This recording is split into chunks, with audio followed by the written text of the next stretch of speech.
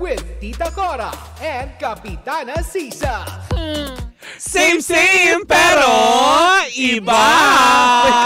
We are number 106.7 Energy FM. Bangga! Huwag mong sabihin radyo. Sabihin mo. Yan! At syempre sa mga nakatutok pa rin po sa atin, ako po si Kapitana Sisa. At ako naman si Tita Cora. At ngayon nakikinig pa rin sa Baklita sa Woo! Ay, batiin lang natin ulit Cora. si Marvic Vallasera. Oo, na nakikigulo dito kanina. Na ang peg niya daw today ay si Ursula. Ay, talaga ba? Oo, dahil siya'y nakasimangot dito kanina. Yun, Alam mo, nakakayamot talaga yung mga taong pagdating pa lang sa umaga, nakasimangot na. Yeah. Diba? Pinag-rate kasi sa pagkaburingot yan. Diba? Kaya allergic ako sa mga yung pagpasok ko ng dito sa pagpasok ko ng trabaho, nakikita ko nakasimangot. Ay, bakit nga nakaka-bad vibes yung gano'n? Hindi totoo yan, diba? Dapat pagpasok nyo, dapat nakasmile na kayo agad. Kung may mga nega forces sa paligid, dapat, alam mo yun, i-rebuke nyo yung lahat sa pamamagitan ng magandang ngiti ninyo. Parang ganito. May mga sinasabi na may pinagdadaanan ka sa wala akong pakialam. Tama, dapat ihiwalay ninyo ang inyong trabaho sa personal na buhay. Yes! Diba? Na nakakaloka. Speaking of trabaho, Mare, may mga gusto ka bang batiin na nagtatrabaho ngayong oras na ito? Ay, of course, gusto kong batiin ang lahat ng mga staff ni Doc Nino Radil dyan sa may Caswin Building. Hello po sa inyong lahat dyan, Ate May. Yan, hello po. Diba? Yan. Magandang umaga sa inyong lahat, mga pangga. Siyempre, batiin ko lang din ang RJC Dermaglow Aesthetic Center and Dental Clinic. Maraming salamat po sa inyong pagpapaganda rin sa akin. Ayan, na on process pa din. Diba? I-full payment mo na daw kasi. Yan. Full payment naman. Okay. Oo. Ano akala mo sa akin walang pera? Kaya ako nagtatrabaho para gumanda. Yung pagiging timawa, inilulugar Yes. Hindi sa pagpapaganda. Yun. Yung diba? mga nag-uuwi ng manok. Bastos kayo ako na magkwento sa'yo. So, wala naman akong binanggit katulad niya, may pagkain na naman tayo mamaya. May pritong galunggong and of course, may pamunggo. Na may sahog na pata. Ang sarap. Lida Aquino, thank you so much. Ang sarap ng ganun, Diba? Yung may mga friends ka na talagang kahit wala ka ba. Parang kahapon, diba, yung kinain natin, yung baon niya din ng isang araw, yung tira-tira sa ref. Bakit to, diba? Alam mo, ang mga taong mahilig mag-share ng kanilang mga blessings, sila yung pinagpapala. Diba? Pag maramot ka at ganid ka sa pera, na demonyo ka. Hoy, ayaw ni Lord nun. Diba? Kapag madamot ka, nagdadamot din sa'yo ang grasya. Tama, diba? Pag paganon ka, paganon din sa'yo. Diba? Sabi nga nila. Pag paganon ka, gaganon din sa'yo, susuntokin ka pa sa mukha. Alam mo kung minsan, diba? Ito lang bago tayo tumungo sa chika natin, diba? Para lang din sa kaalaman ng lahat. Kung minsan, diba, inaakala natin may mga blessings tayo na hawak sa ating mga kamay. Diba? Nawawala siyang bigla. Hindi dahil sa, alam mo yun, kinukuha o binabawi yan ng Diyos. Tari ni Pastora. Hindi, kinukuha yan ng Diyos sa ating mga kamay para kasi merong ka pang saluhin na bagong grasya. Kasi paano ka bibigyan ng grasya kung meron kang hawak-hawak at ayaw mo naman din ipamigay sa iba? Ang alam ko, ang diba? Ano ba? Sunday na ba? Hindi, Saturday. Ganon. Black time to. Huwag kayong malilito. Baklitas pa rin tayo dito 700 Club. Ang magandang balita ay hatid sa atin ang MX3. Diba? We love them. Hello po sa mga taga-Pasig dyan sa Kapitolyo, DMI Medical Supplies. Hello po sa inyong lahat sana. Siyempre, batiin lang din natin ang ating mga pamilya. Correct, diba? Diba? Dyan sa Bingo Plus. Hello pa rin po sa inyong lahat dyan sa mga nanonood sa Echo Tower at Echo Prime. Hello po sa inyong lahat. Parang namimiss ko kamakailan lamang, diba, nakasama natin si Sir Chan. Parang matagal na naman natin siyang hindi makakasama. Correct, diba? Yung mga ganong aspeto. Kailan kaya tayo dadalawin ni Sir Chan, no? Hala, nalikan si Sir Chan. Wala na, dirty na. Ayoko na. Sir Chan! Ganon. Hala, inalikan niya ulit si Sir Chan. Madumi na. Hala na, dumi na. Itapon na. Wag na. Magtungo na tayo sa chika natin. Hindi, si Sir Chan nalang pag-chismisan natin.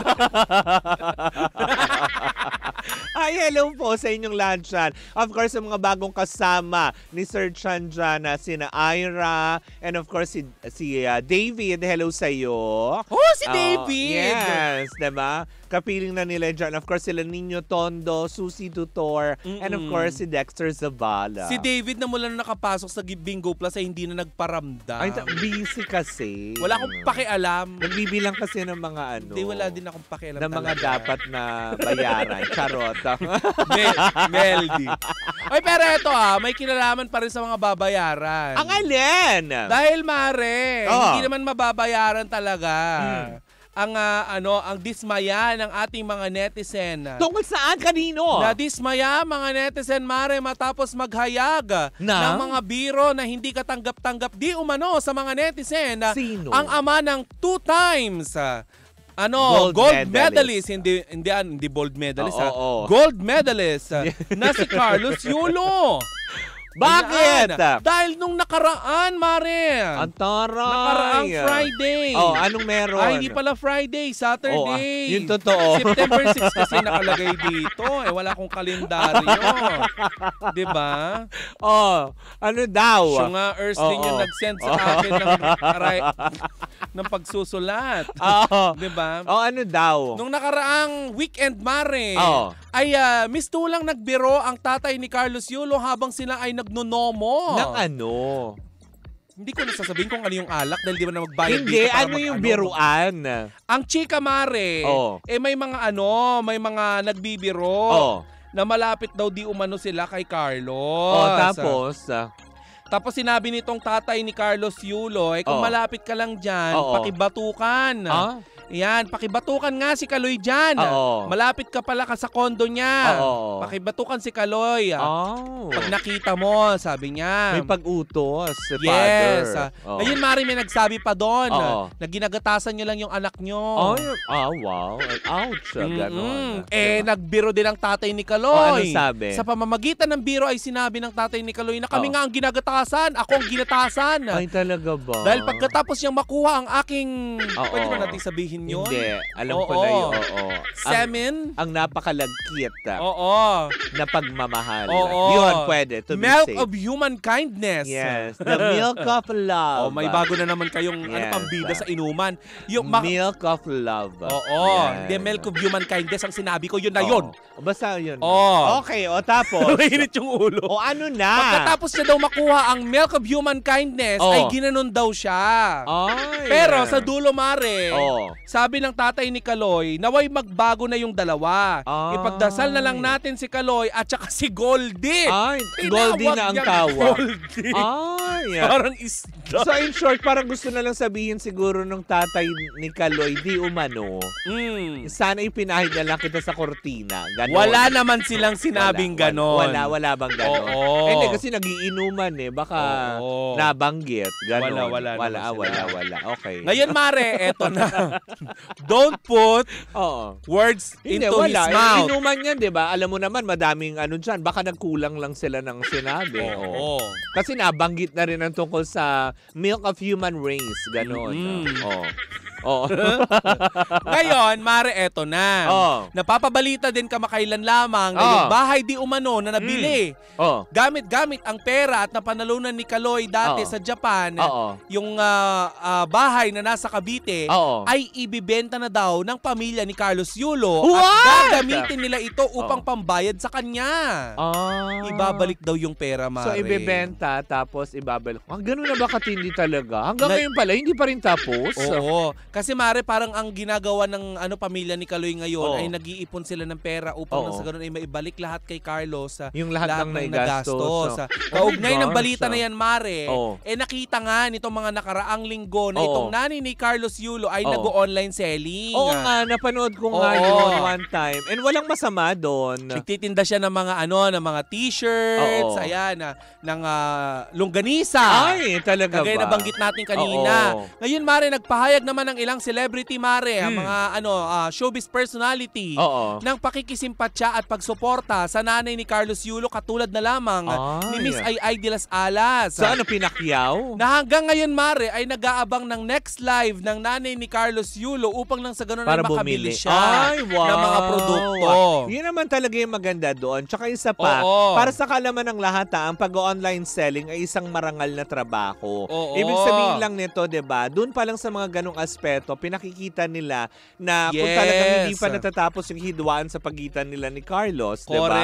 Is kaya nilang tumayo sa sarili nilang mga paa at hindi nila kailangan umasa sa pagkapanalo or sa mga premyong nakuha ng kanilang anak. Diba? Pero alam mo, Mare, hindi pa man nagtatagal ang balita na yan, ay usap-usapan na naman ng alin? ang tila pagpaparinig at patutsyada ng direktor Nino? na si Daryl Yap. Kanino na naman? Kay Goldie. Ay, tinawag ko lang siya ayon sa narinig natin na na sinabi di umano ng tatay ni Carlo. Yes. Ngayon, Mare, eto nga. Kasi sa isang post nitong si Chloe, makikita na nag-i-skincare siya. Ayun, Toray. Magamit siya ng mga cleanser, di ba? Samut-saring mga pampaganda at skincare routine ang ginagawa niya. Shinare ito, Mare, ng direktor na si Daryl Yap. Dahil at may caption na, alam niyo na kung paano kumapal ang inyong muka. Kaya naman, Mare, the best ka talaga, Direk! Kaya kita mahal Samot-sare, Mare, ang natanggap, Mare, na komento nitong si Direk Daryl Yap, kabilang na ang mga bumabati ko sa kanya at mga parang nakikisimpatya sa pamilya ni Carlos Yulo. Tama naman. Ilan sa mga natanggap na mga komento, Mare, ay di humanoy hindi daw nila susuportahan yung skincare kung ganyan daw ang magiging endorser. So ibig sabihin magkakaroon ng cancel culture doon sa produktong ginagamit niya. Parang nagbabadyang ganun nga, Mare. Bakit endorser ba siya nun? Yan ang hindi natin alam, Mare, kung paid advertisement yung ginawa niya. Kasi alam mo naman ang mga influencer. Correct, hindi ba? Diba? Nakakalok. Sana man lang, 'di ba? Para lang din matapos bilang girlfriend na lang. Sana siya yung pumagitna para matapos na tong usapin na ito. Di ba kamakailan lamang, naging usap-usapan na naman ito kasi may post daw di umano ang tatay ni Carlos Yulo na hindi pa huli ang lahat para humingi ka ng tawad sa iyong ina. Totoo naman. Di ba nag-comment doon ulit si Chloe na sana po sabihin nyo din na bago mangyari yung mga laban ni Kaloy, sinabi niyang isusumpa niya at gagapang na parang ahas. Magulang yan. Hindi naman. Tsaka isa pa, dapat hindi na rin siya nagko-comment na ganyan. Dahil unang-una, girlfriend ka pa lang nung tao, hindi ka pa parte ng pamilya nila. Kung ano man, dapat kung ganon, diba? Kung ano man ang gulo ng pamilya, labas ka doon. Samantala, Mare, sa comment section naman, ay tila binawi naman ni Direk Daryl Yap ang kanyang naunang caption na nakakapal. Instead, sinabi niya, gaganda, sorry, naka-auto yung yung nakakapal. Say ng direktor. Wow! I love you, Direk! Sana nilagyan mo, Direk, ng char sa dulo. Kaloka. Di kita kinakaya. Char, Direk. But anyway, alam mo, Mare, dito sa usapin na ito, maganda rin na nakikisimpatya tayo sa pamilya ni Carlos Yulo, lalo na syempre, kailangan din nila. Dahil alam natin, Mare, na dito sa part na to, medyo kailangan ng tulong ng pamilya ni Carlos Yulo. Hindi, siguro yung the way na kung ganun man yung ginagawa ng pamilya, it's one way of reaching out na to Kaloy.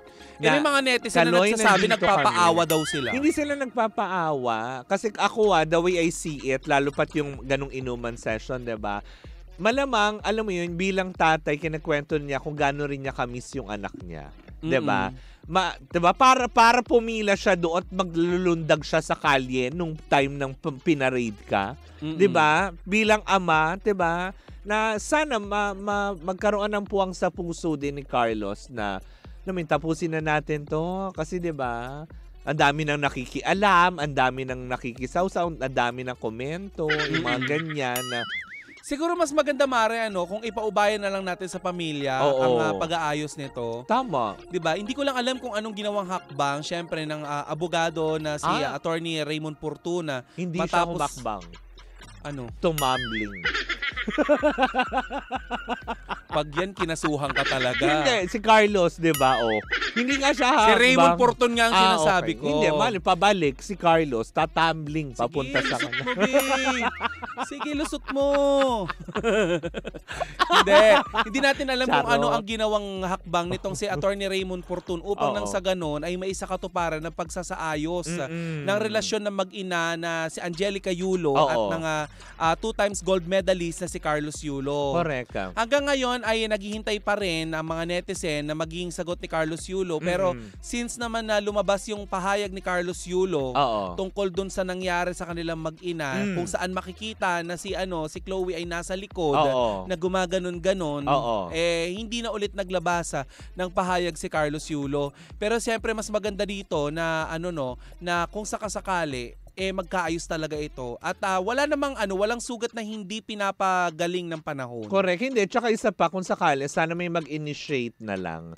Isa sa pamilya nila na Alam ko si Miss wag Ai. na natin tong isa publiko. Ayusin natin to ng ganito na wala nang lalabas na kahit. Dapat yun, may mag-initiate man lang sa isa sa pamilya. Hindi yung ganito sa social media kayo nagsasagutan. Para naman kayong niyan. Pangit tignan. Diba? Tsaka Mare, eto na lang hindi naman sila mag-aartista. Diba? Oo. Para kailangan ng publicity. Si Correct. Carlos, hindi naman niya kailangan ng publicity upang nang sa ganun ay tumambling-tumbling. So, Oo. para saan ang mga issue na yan, diba? Correct. Pinarangalan na ng Malacanang, diba? Sinaluduhan na ng mga kapwa Pilipino si Carlos Yulo. So, bakit kailangan, diba, si Carlos Yulo, sinaluduhan ng mga kapwa Pilipino dahil sa pagkapanalo niya sa Olympics, pero hindi naman niya kailangan ng ng bonggang ang tawag nito Pagpapuri, papansin. 'Di ba, pagpapapansin para nang sa ganun ay pag-usapan siya kasi si Carlos ay given na yung kasikatan niya. Hindi Tama. lang dito sa Pilipinas kundi sa buong Sa buong Asia. mundo dahil sa Olympic, 'di ba? Akala ko kasi binigyan siya ng bagong title ng Malacanang. Ano? Siya na ang bagong Ben Tumbling, gano'n. Charot ulit. Achiche. Ben Tumbling. Mali Di ba mo yung siya, remake, endorser siya ng isang yung chocolate drink? Oo. 'Di ba? Yung pang-athlete, 'di ba? La la la Oo. la la la. Siya na mag-remake man, 'di ba? Baka mali niyo matuloy ang pagpasok sa showbiz at buhayin si Ben Tumbling, 'di ba? Hindi naman masama. Tatumbling siya mula Samar, patawid ng San Juanico Bridge papuntang Tacloban. Ayan. So paano? Pinatumbling si Carlos, Ginog Show. Char lang. Hindi, para lang maging light na yung usapin. Kasi syempre, 'di ba? Pinag-ilaw Usaping si Carlos. family kasi. Parang ang hirap kasing panghimasukan dahil lahat naman tayo may kanya-kanyang problema sa pamilya natin. Walang perpekto. Aminin nyo yan, di ba? Kung perpekto man ang pamilya nyo, aba, kayo na. O, di ba? Na nakakaloka. Pero, Sana'y magkaayos-ayos na. correct. Yun pa rin ang hangad natin, di ba? Pero wag nyo na pong i-bash kung hindi nyo rin naman susuportahan yung, lalo na si Mami Angelica, di ba? Na kung hindi nyo susuportahan yung online selling, wag nyo na lang pong i-bash kasi pumipilit na rin yung tao or yung pamilya na maghanap buhay ng marangal. May mga issue-issue may mga pa. matapos na. Na may binibenta daw ng mga peking mga binibenta daw ng original yung mga shirt pero pekelya daw. Diba yung mga ganun? Parang may one time naman na napanood ko yun, Mari, hindi naman nila sinasabi na authentic yung kanilang, sabihin mo yung talagang sabihin mo na original po itong ganitong brand. Comment Sinasabi below lang, nga kasi hindi pa kami nakapanood ng online selling niya. ako Clips nakapanood lang yung mga na. Napapanood sinend. ko siya ng bongga as in. Pero yun na nga, 'di ba? Kung hindi naman din po natin susuportahan, 'di ba? Wag niyo na lang pong i-bash. Yun lang naman ang pakiusap natin. Yes, tigilan na natin ang pagpapakalat ng galit. Oo, dapat pagmamahalin, gano'n, ganon. Diba? Muamua chup-chup. Ganon. Galing no? kiss. Para mawala. Diba, Oo. Sir Christian? Sige. Love me like you do. La la, love me like you do. Alam, pangit na nung kanta. Love me like you do. La la, love me. Alam, talagang pinush niya yung pagiging recording artist. Nagpaparinig siya sa Ivory Records. Wow, sa Ivory talaga. Meron pa ba yun ngayon? Sa Weya Records. Gano. Ay, nako, tapusin na nga natin ito, mga pangga. But anyways, muli po, mga pangga, ako po si Kapitana Sisa. Ako naman yung Tita Cora. And we are still same pero iba. Tuloy-tuloy pa rin po ang ating tugtugan. Syempre, dito po lamang yan sa number 106.7 Energy FM. Pangga, wag mong sabihin radyo. Sabihin mo!